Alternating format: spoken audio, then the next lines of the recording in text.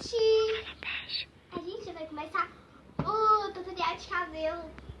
Vamos lá.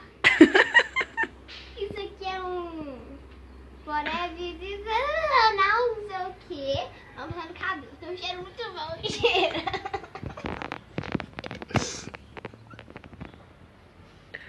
Tá bom, vai. Agora vamos lá. Não pode enfiar a mão, mas é melhor enfiar a mão. Você lavou sua mão antes de enfiar no meu creme? Tá bom, vai. A gente vai espalhar assim. Vai rápido. E vamos passar no cabelo. Você tem que passar dos dois lados. Isso. Agora você pode pausar, porque agora eu vou hidratar meu cabelo. Vai pentear o cabelo. Aí eu vou pentear meu cabelo. Vai ficar perfeito. Vai dar um retoque muito bonito, muito grande. Ai. Faz milagre, não.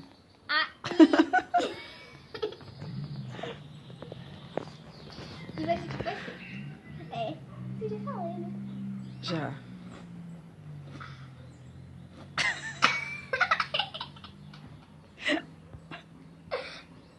A escova tá escorregando.